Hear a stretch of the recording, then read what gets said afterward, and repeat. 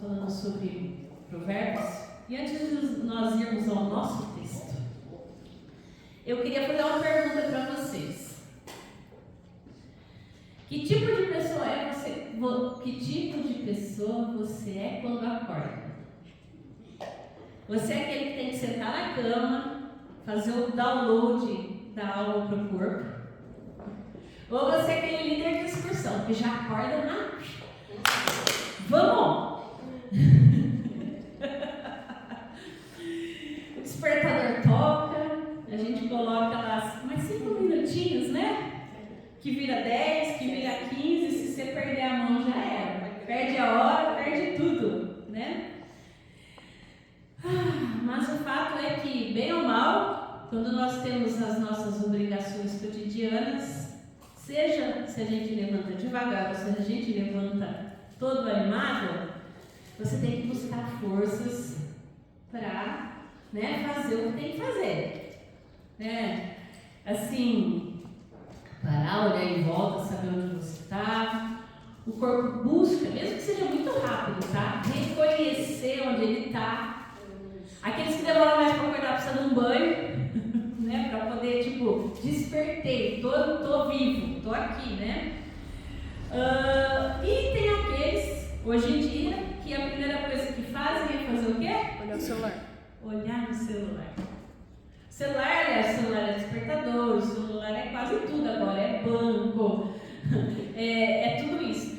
Só que na hora que você pega o celular, ou se você é das antigas e já liga a TV, né? Eu particularmente gosto de ver jornal na TV de manhã, tá? Mas o fato é que, eu não sei se você reparou, mas o tanto de informação que a gente recebe logo que acorda, que às vezes não dá tempo de processar. É o bom dia da tia do grupo, é o olá, tudo bem do chefe, às vezes com uma demanda nova. Mas se você liga o jornal, de repente você vê lá mais 20 radares instalados na cidade, de repente mais um BO nas UPA, agora até os pacientes brigam entre eles, né? Sai no tapa, você fica, É as guerreiras grenás que venceram do Bahia e estão na final da Copa do Brasil Feminina, se você não sabe, né? É o Brasil que, plena COP30, é vitimizado por um tornado que deixa Rio Branco do Iguaçu, Paraná, arrasada, e você olha as imagens e fala, meu Deus, é o fim do mundo? É Brasil? Né? Muita coisa. Fora, as outras demandas, as outras notificações dos grupos de WhatsApp, de Facebook, de Instagram, dos e-mails que está lá aquela caixa de mensagem com 200 mensagens, o banco avisando que tem um boleto disponível para você pagar, você nem sabia que existia, né? Ou então o telefone 011 insistindo para você atender, ou então talvez você nem tenha tanto barulho, mas a sua voz interna esteja lá falando para você, nossa, eu preciso ir no mercado hoje. Acabou o leite, acabou a margarina, nossa, é final de semana, nossa, é Natal, o que eu vou fazer na ceia? Onde vai ser, né? Enfim, a gente é, assim, bombardeado, essa palavra, com tanta coisa, com tanta informação, que às vezes a gente fala, meu Deus, onde eu vou encaixar esse convite da sabedoria na minha vida? E eu queria pensar com você que 300 anos antes de Cristo, teve um filósofo grego chamado Zenon, não sei se você conhece, que jamais imaginou que as suas declarações se transformariam numa arma poderosa para os pais do dia de hoje. Sem dúvida, você já deve ter ouvido alguma vez, você tem 2 ouvidos e uma boca só. Ou seja, você tem que ouvir mais e falar menos. Você já deve ter ouvido isso em algum lugar, né? Se a Grécia Antiga fosse tão barulhenta quanto o mundo de hoje, eu acho que o Zenão teria mudado de ideia. Ele não ia filosofar isso. Ele teria tapado os ouvidos, porque, convenhamos, os gregos, eles não tinham tudo isso que a gente tem hoje. Zenão nunca ouviu um jato de 140 decibéis, nem uma motosserra 100 decibéis, ou então o jardineiro do condomínio com a sua coisinha lá, cortando a grama, cortador de grama, tão pouco parou num semáforo com um carro barulhento do lado, tocando funk, às 10 da manhã, com aquela batidinha de lata, porque para mim aquilo é só lata, que faz o carro seu sacudir junto com aquele. E com certeza também ele nunca passou a noite num condomínio quando o vizinho do lado é meio surdo e coloca a TV no último. E o condomínio inteiro ouve, né? Ouça mais e fale menos. Parece até uma bobagem, né? Porque tem certas ocasiões em que uma das poucas coisas que a gente tem para proteger a nossa sanidade mental é abrir a boca e dizer alguma coisa. Ainda mais nos dias de hoje. Nem que seja para dar um grito, né? No travesseiro. Só que eu queria pensar com você que o mais triste não é o fato dos outros invadirem a nossa privacidade, querendo ou não, com tantas vozes, com tanta informação, mas o mais triste, em meio a tanto barulho, é as pessoas não conseguirem ouvir aquilo que é mais importante. É muito barulho, mas ninguém ouve o que é importante. Deus está tentando se comunicar, né, com essas pessoas através da voz da sabedoria. Mas só são capazes de ouvir uma porção de ruídos confusos, de vozes insensatas que se afastam cada vez mais da verdade. Mesmo sem os nossos equipamentos modernos e barulhentos, o povo de Israel vivia um problema parecido. Quando Salomão escreveu Provérbios, era isso que acontecia. Afinal, como ele mesmo diria, nada novo acontece debaixo do sol. Ou seja, Deus falava ao seu povo, mas o povo também não ouvia. E não tinha tanto barulho quanto tem hoje. Ou seja, será que o problema é o barulho? Então eu quero convidar você, vamos ler Provérbios 1, de 8 a 33. Meu filho, ouça o ensino do seu pai e não despreze a instrução da sua mãe, porque serão um diadema de graça para a sua cabeça e colares para o seu pescoço. Meu filho, se os pecadores quiserem seduzir você, não consinta. Talvez eles digam, venha conosco, vamos preparar uma emboscada para matar alguém, vamos espreitar os inocentes, ainda que sem motivo. Vamos engoli-los vivos como o mundo dos mortos, inteiros como os que descem ao abismo. Acharemos todo tipo de bens preciosos, acharemos a nossa casa de despojos. Junte-se a nós, teremos todos uma só bolsa. Meu filho, não se ponha a caminho com eles, fique com seus pés longe das suas veredas, porque os pés deles correm para o mal e se apressam a derramar sangue. Pois em vão se estende a rede se a ave estiver olhando. Mas estes armam emboscadas contra o seu próprio sangue e ficam à espreita contra a própria vida.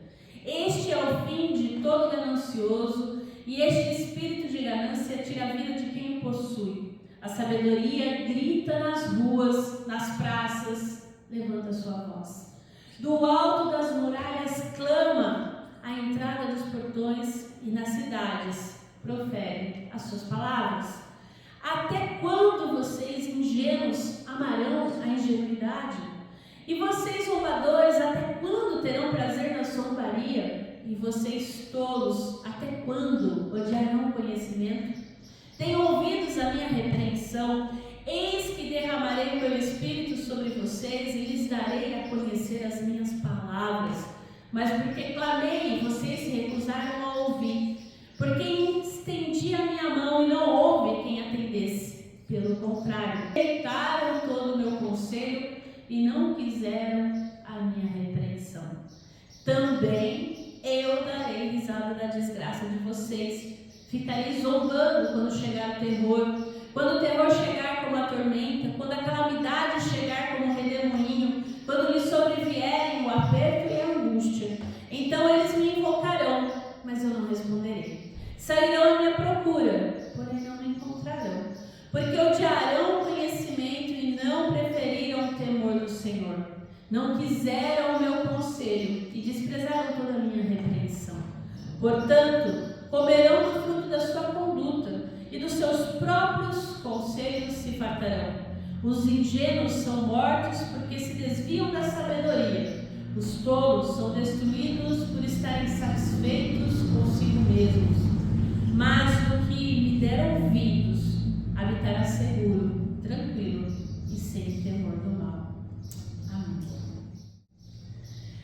Provérbios, se você olhar com bastante atenção, nos 9 primeiros capítulos, pode olhar aí na sua Bíblia.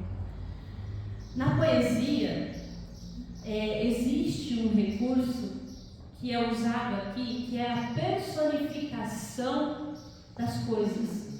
Então, Provérbios personifica a sabedoria e a loucura como duas mulheres.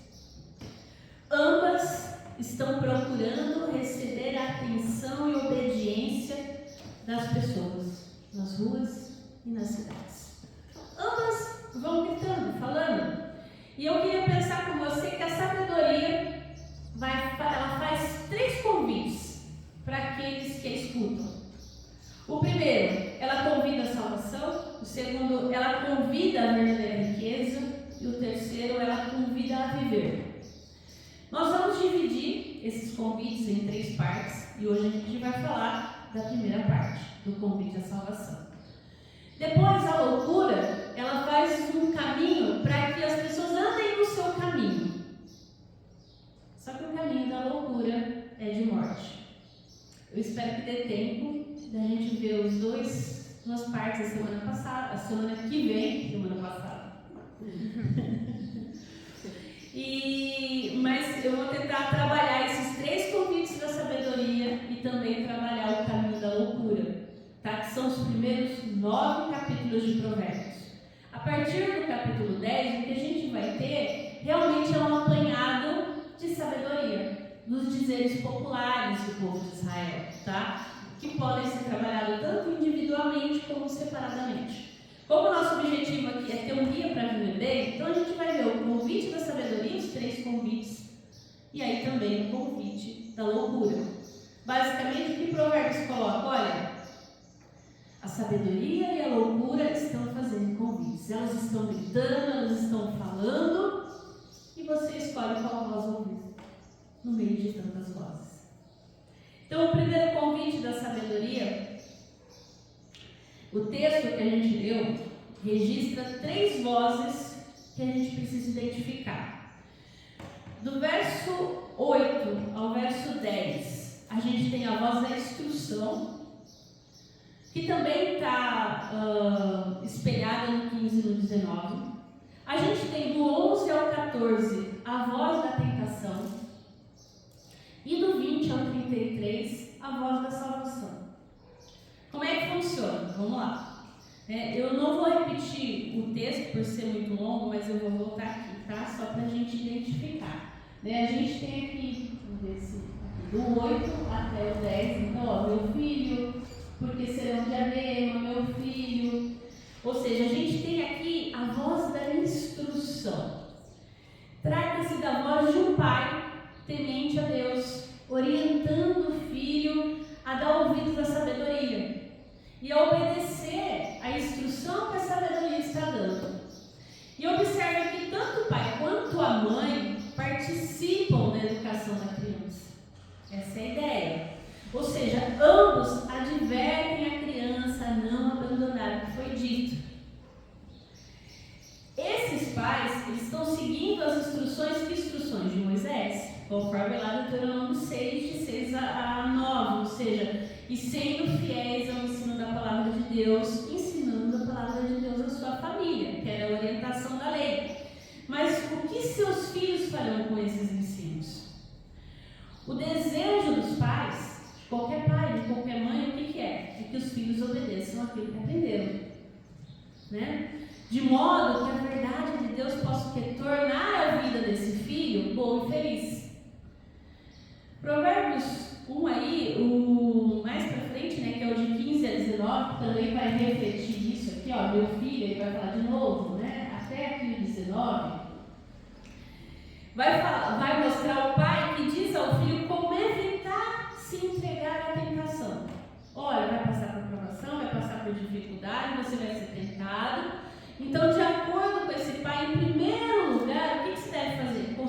olhar com cuidado o caminho que você está trilhando e não caminhar com pessoas erradas. E aqui andar é dividir a vida, tá? Quando o Provérbios fala andar, é dividir a vida. Vale sempre a pergunta que eu falei na reunião de líderes: nós estamos influenciando ou sendo influenciados? Basicamente é isso. Se nós andarmos, dividirmos a vida com as pessoas erradas, nós acabaremos fazendo coisas erradas. É uma coisa básica, né? Diga com quem anda e te direi quem és, né? Diriam os pais.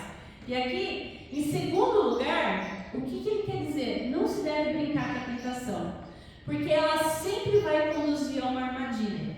Os pássaros são apanhados, apanham a isca quando eles conseguem ver a armadilha? Não. As pessoas devem ser mais espertas do que os pássaros, certo? Pelo menos essa é a presunção. Então, em terceiro lugar, quando nós desobedecemos a Deus, fazendo mal a outros, né, nós prejudicamos a nós mesmos. É isso que ele fala no 18 e no 19. Nós temos liberdade de fazer o que a gente bem entende na vida. Você pode escolher, porém, cedo ou tarde, a gente vai pagar os preços das escolhas que nós fazemos. E geralmente o preço das escolhas erradas é mais alto do que o das escolhas certas. Mas levados pela emoção, instigados pelo desejo, muitas vezes nós fazemos as coisas erradas, mas a gente se dá conta depois. Então, no final, a gente acaba sacrificando o permanente em troca do imediato, o que, convenhamos, é um péssimo investimento.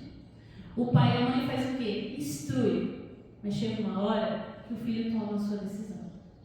Ele segue a vida e já não pensa mais no que o pai e a mãe orientou, pensou. Isso é uma coisa assim que também a gente deve pensar, porque às vezes a gente fica com o coração apreensivo quando os filhos, e aqui estou falando para o pessoal realmente com mais idade, tomam decisões e fazem escolhas que a gente fala: meu Deus, isso vai dar errado, tem tudo para dar errado. E adivinha o que acontece? Dá errado. Mas é a escolha da pessoa. Se é que voz ela está ouvindo, se é a voz da loucura ou a voz da sabedoria. A gente instrui, a gente fala, mas a pessoa escolhe. Aí, a voz da tentação, eu vou voltar aqui no verso 11, né? Talvez eles digam: venham conosco, né? Vamos fazer uma emboscada, tudo. Qualquer um que torna mais fácil alguém desobedecer a Deus, certamente não é um bom amigo. Mas isso a gente demora para entender. Pessoas que nos levam para mais perto de Deus são bons amigos. Pessoas que nos levam para mais longe de Deus não são.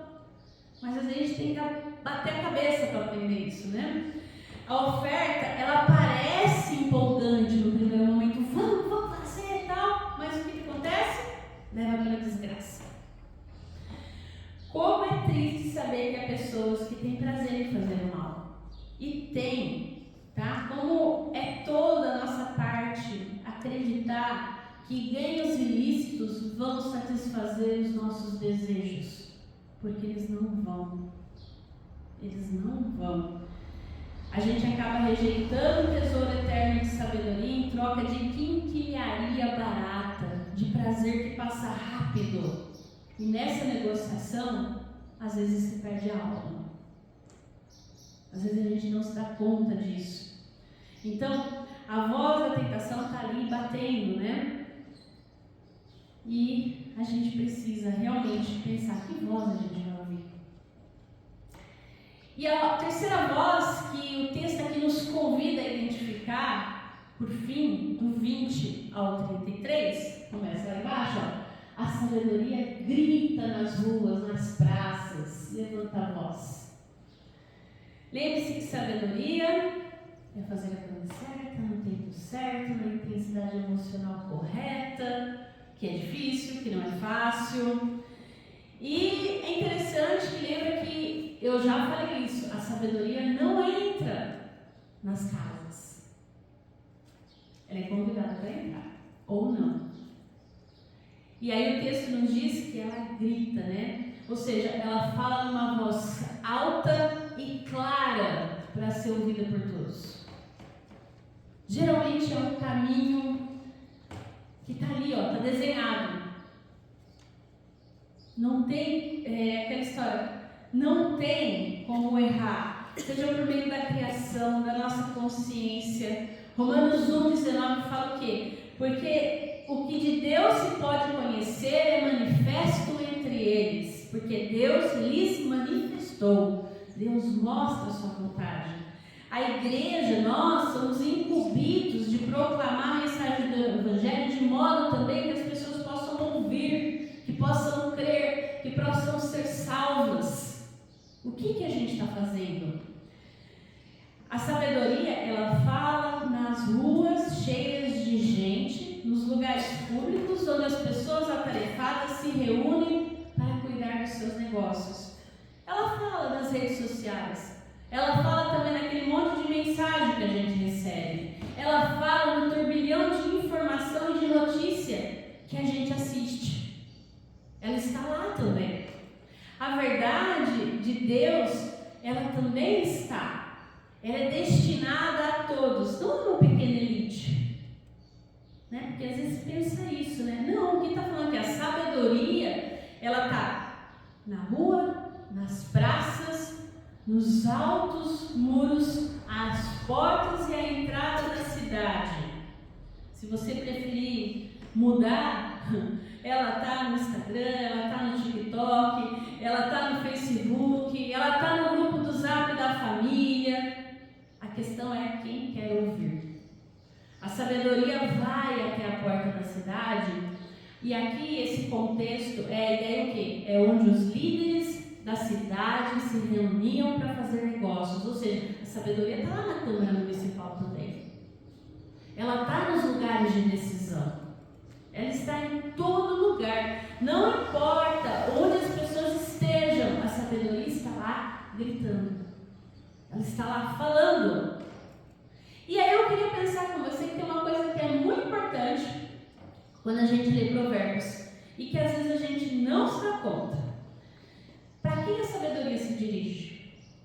Né? Basicamente a todas as pessoas. Só que Provérbios, ela usa aqui a ideia o quê? É que a sabedoria está gritando para aqueles que são pecadores, para aqueles que se olham, se veem como pecadores ou não, a todas as pessoas. Provérbios, ele usa 3 palavras para designar pecadores. Por que é importante isso? A gente vai entender. Depende da tradução que você está, mas ela vai usar 3 palavras no original, tá?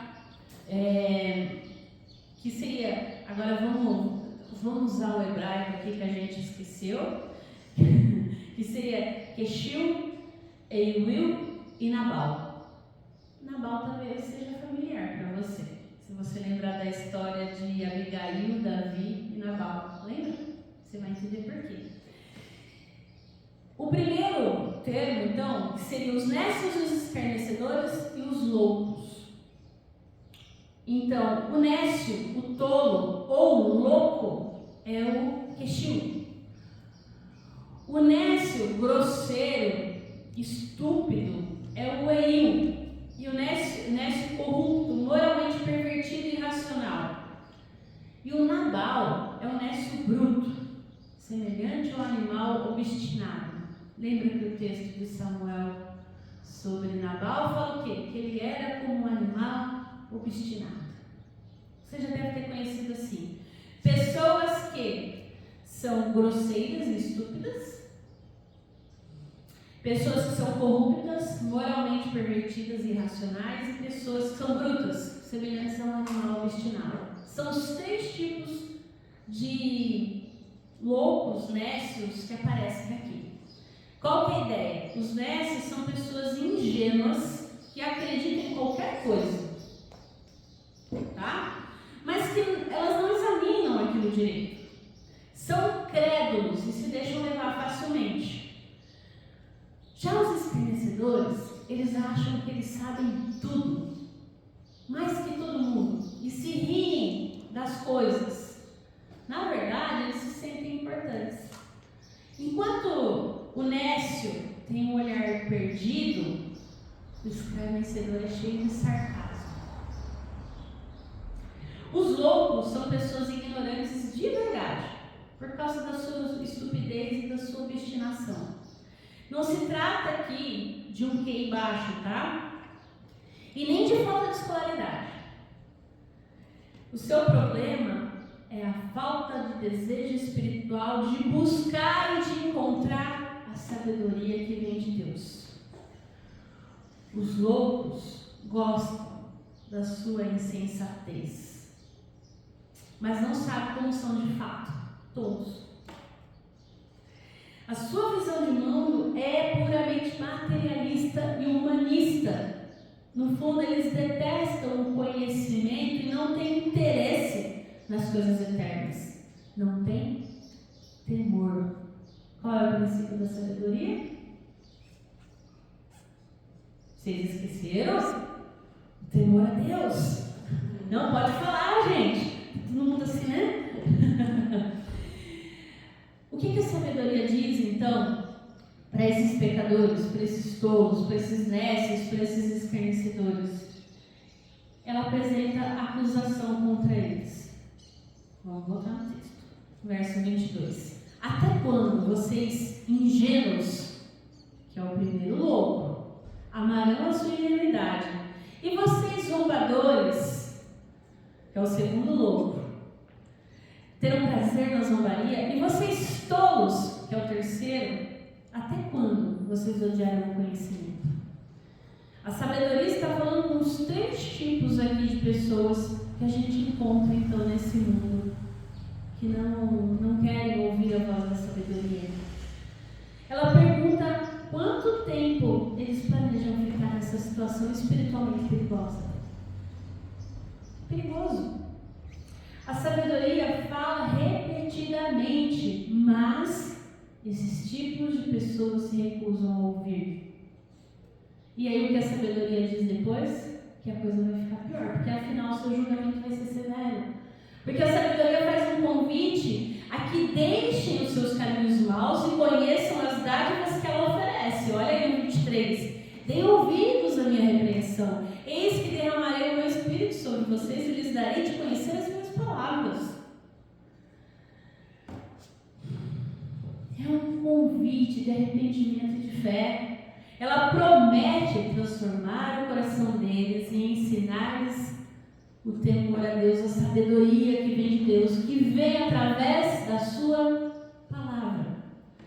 E de que maneira esses nécios, esses escarnecedores, esses loucos, respondem à sabedoria? Recusando ouvir sua voz.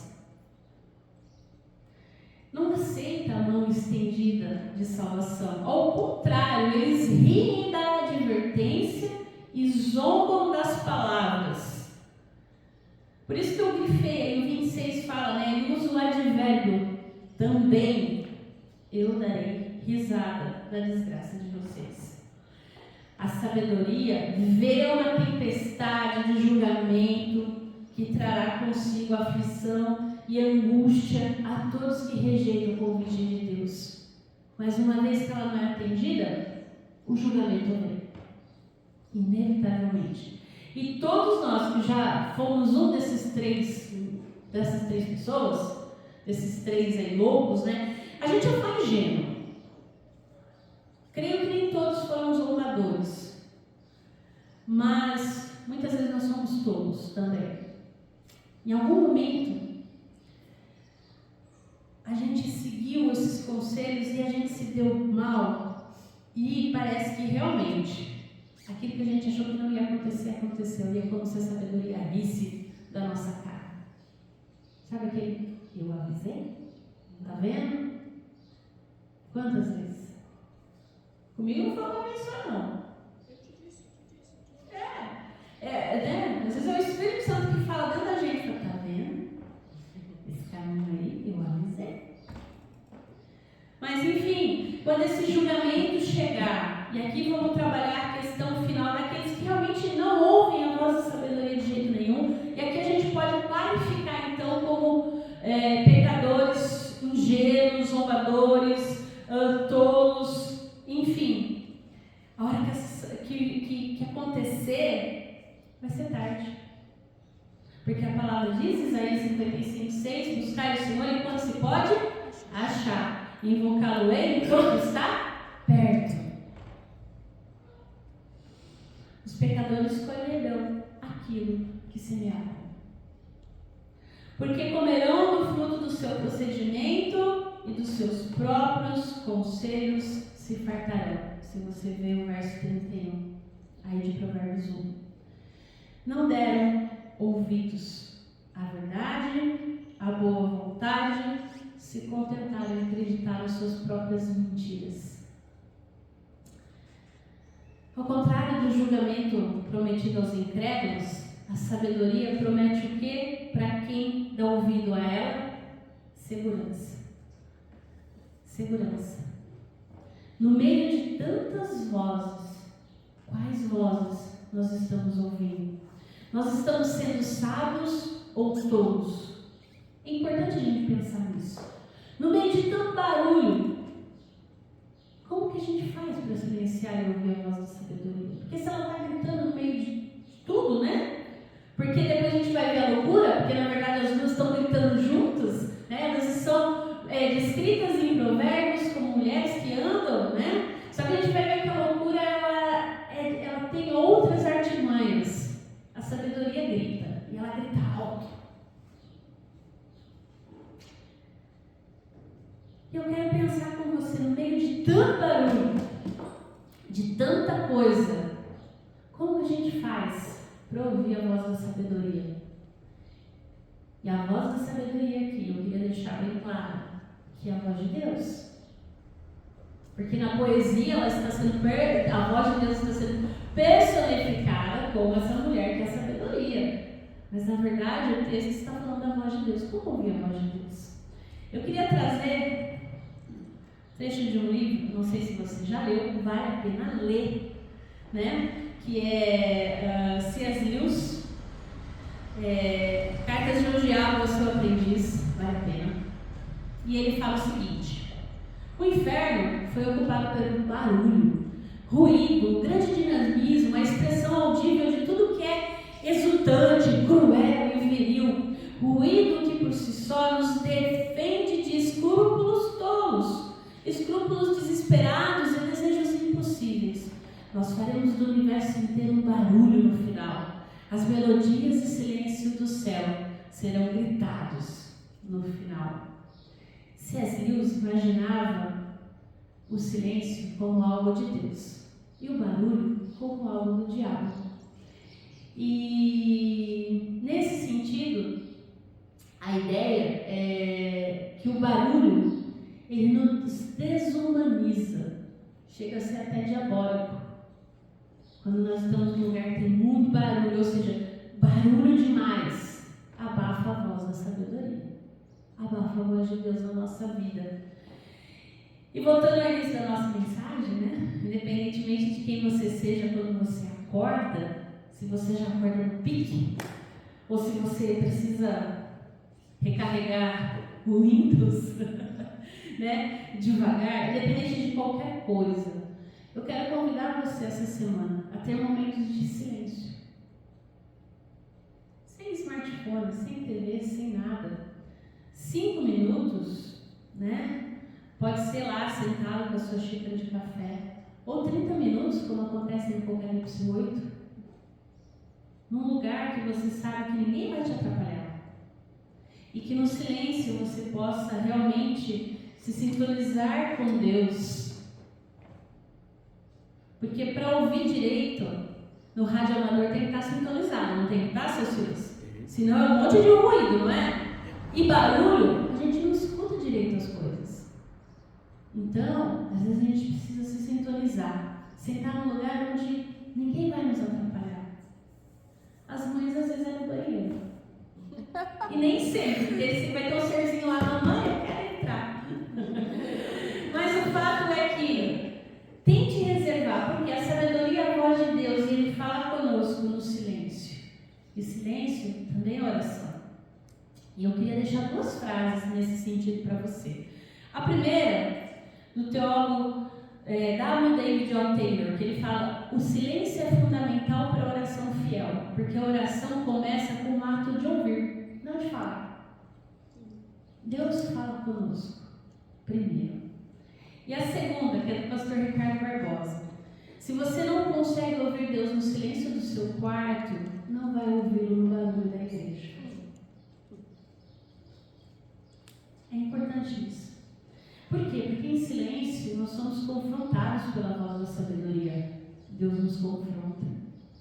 E o que eu conheço de gente que não suporta ficar sozinho, ficar em silêncio, porque vai estar de frente consigo mesmo, é incrível. Tem muita gente que não consegue. Por quê? Porque a gente quer, na verdade, com tanto barulho, abafar o medo da gente ser descoberto em falta. Com Deus, com o outro. E deixa eu falar uma coisa para você: a gente vai estar em falta. Geralmente a gente está em falta. Porque em silêncio nós somos julgados pela nossa necessidade desesperada de encher nossas vidas com um monte de atividade frenética, com um monte de informação. Porque na verdade, no silêncio a gente descobre que a gente não tem controle de nada. E a gente tem o desespero de não ter o controle das coisas, das pessoas, da vida, e se descobrir frágil e vulnerável.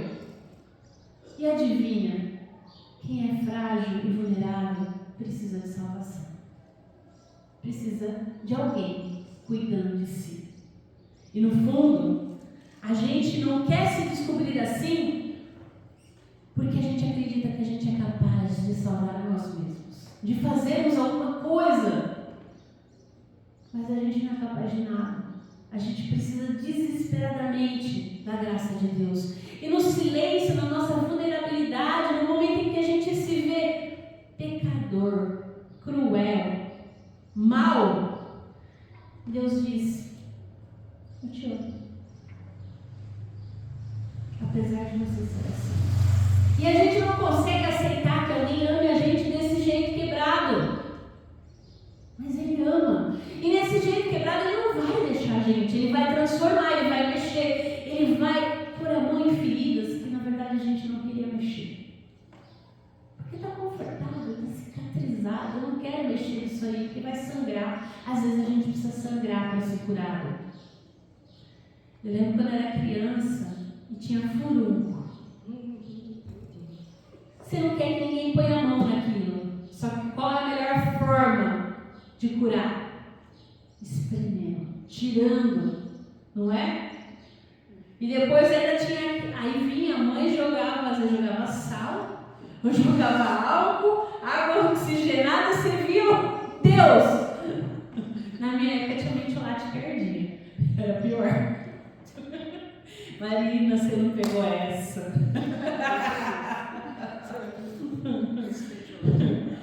Mas às vezes Deus faz isso com a gente, no silêncio Ele espreme a gente. Para quê? Para tirar aquilo que está podre dentro da gente. Para que a gente se reconheça e fala: Senhor, trabalha em mim, eu não quero mais isso na minha vida.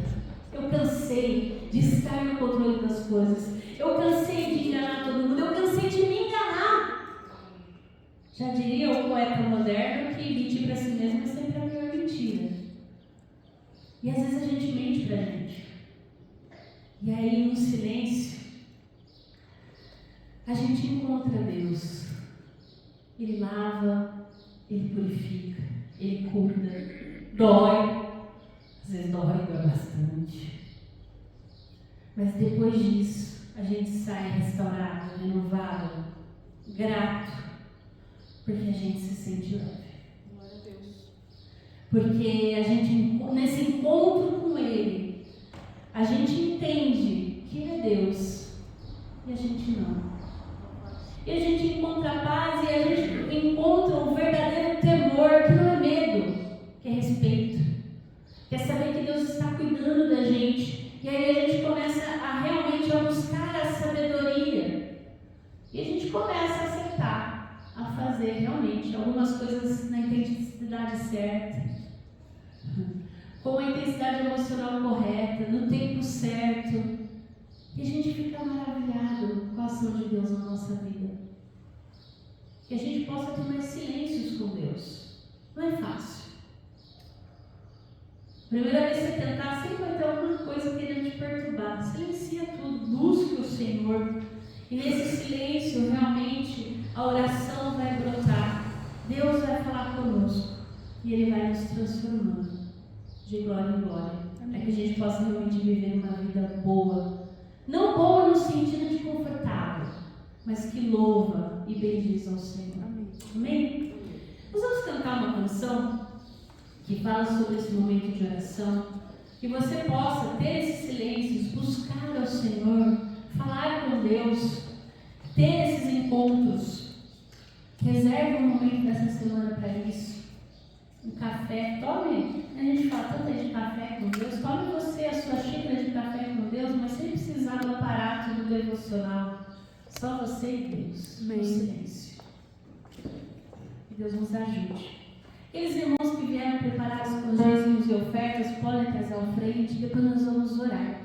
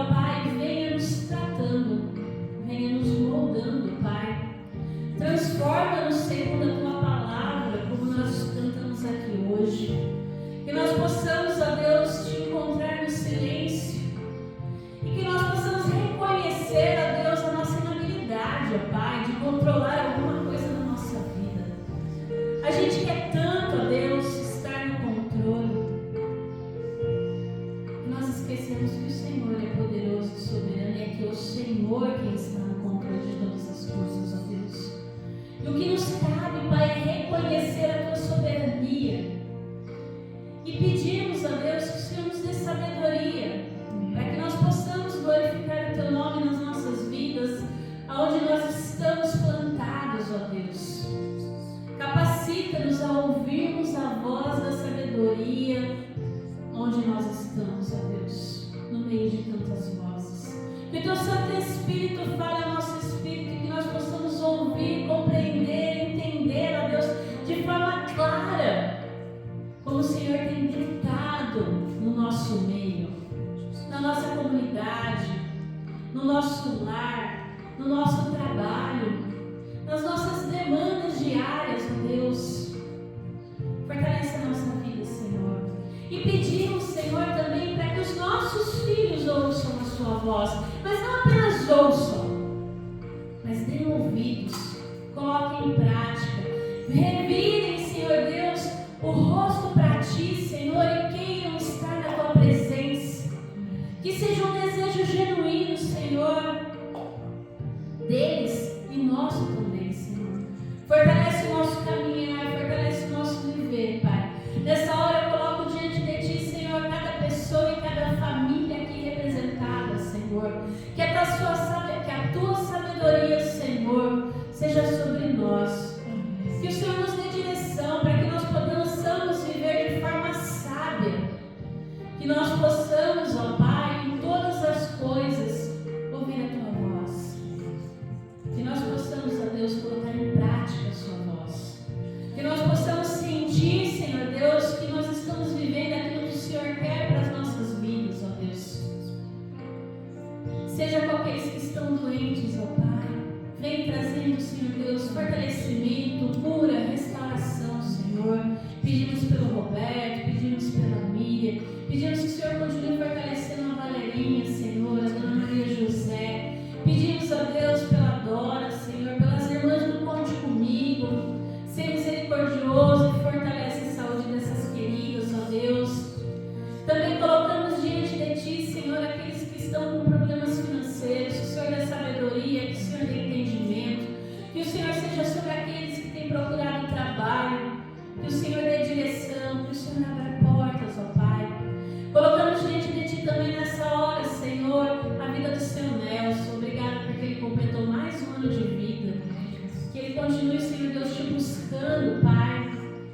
Nós Te damos graças também por cada um que aqui está, por cada dizimista, por cada ofertante. Que o Senhor continue multiplicando na vida desses queridos, ó Deus, assim como o Senhor tem multiplicado na Tua casa. Que o Senhor dê sabedoria para aqueles que administram, para as várias demandas que são necessárias. Que o Senhor dê direção. Pedimos a Deus por aqueles que precisam de sabedoria para tomar decisões na sua vida. Que ao longo dessa semana se sintam amparados por Ti, fortalecidos por Ti, Senhor Deus. E que nós possamos buscar o Senhor no silêncio das nossas manhãs, ou das nossas tardes, ou das nossas noites. Que nós possamos, a Deus, encontrar, Senhor Deus, caminhos para Te encontrar, para falar contigo, para render, Senhor Deus, em adoração as nossas vidas. Recebe, Senhor, o nosso louvor e a nossa adoração nessa hora. Recebe, Senhor, essa comunidade, Senhor, na Tua presença. Fortalece com fé cada um que aqui está. Nós oramos a Ti agradecidos por tudo que o Senhor tem feito. Pedimos também, Senhor, pela cidade de Rio Branco do Iguaçu, no Paraná, Senhor. Que o Senhor venha, ó Pai, com suprimentos, que o Senhor venha com cuidado sobre aqueles irmãos e irmãs, Senhor Deus, que perderam tudo. Seja misericordioso, ó Deus, com aquelas pessoas. Levanta, Senhor Deus, pessoas honestas para auxiliá-los. Que o Senhor livre, Senhor Deus, as pessoas de golpes nessa hora, Senhor. Que haja cuidado. Pedimos, Deus, também pela COP30, pelas resoluções ali, Senhor. Que haja, Deus, quebrantamento. Que a Tua voz gritando ali no meio seja ouvida pelos líderes mundiais, Deus. Nós Te damos graças por tudo. E colocamos diante de Ti as nossas vidas, Senhor. E colocamos aquilo que nós não oramos aqui, que nós não verbalizamos. Mas que o Senhor sonde e conhece dos nossos corações. Orando a oração que o Senhor Jesus nos ensinou, dizendo juntos: Pai nosso, que estás nos céus, santificado seja o teu nome. Venha o teu reino, seja feita a tua vontade, assim na terra como nos céus. O pão nosso de cada dia nos dai hoje. Perdoa as nossas dívidas, assim como nós perdoamos os nossos devedores. E não nos deixes cair em tentação, mas livra-nos do mal, pois teu é o reino, o poder e a glória para sempre. Amém. Meus irmãos, recebam a bênção.